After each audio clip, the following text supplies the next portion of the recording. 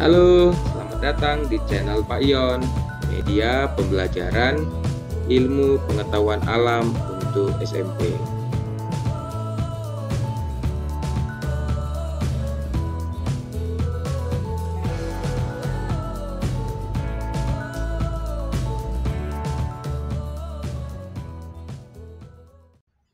Halo anak IPA, bersama Bapak IG Situmorang, kita belajar ilmu pengetahuan alam.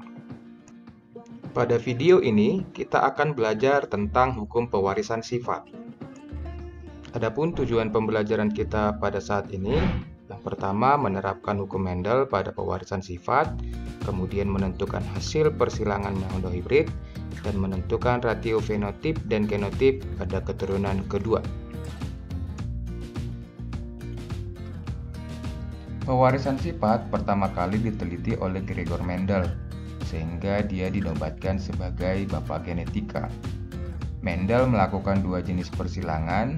Pertama, dia melakukan persilangan pada tanaman kapri dengan satu sifat beda yang dikenal dengan persilangan monohibrida.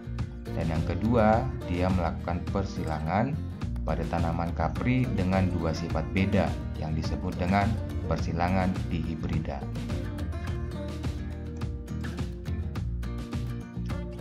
Pada penelitian pertamanya, yaitu persilangan monohibrida, Mendel melakukan penelitian.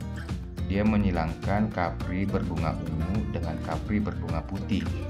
Ternyata, setelah keturunan pertama, seluruhnya berbunga ungu. Namun ketika keturunan tersebut disilangkan dengan sesamanya, keturunan kedua memiliki perbandingan 3 berbunga ungu dan 1 berbunga putih.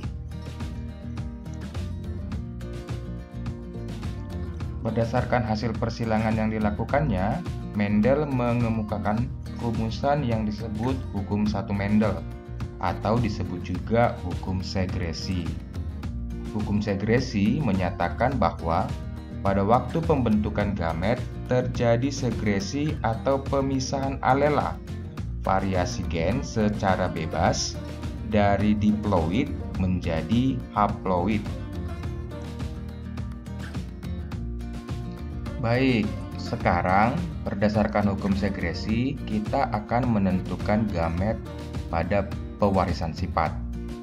Yang pertama, untuk homozigot dominan, misalnya genotipnya A besar, huruf A besar dan A besar, maka gamet yang dibentuk adalah huruf A besar dan A besar.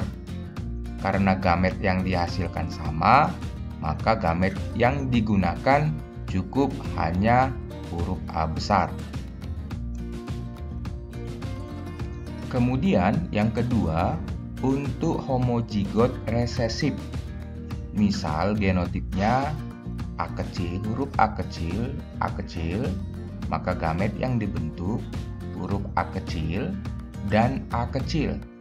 Karena gamet yang dihasilkan sama, maka gamet yang digunakan hanya A kecil. Terakhir, untuk tipe heterozigot dominan, misalnya genotipnya adalah A besar, A kecil, maka gamet yang dibentuk adalah huruf A besar dan huruf A kecil. Mudah bukan? Nah, untuk penjelasan yang lebih lengkap, kamu dapat membaca pada materi yang ada pada link berikut. Link akan Bapak sertakan dalam deskripsi video ini.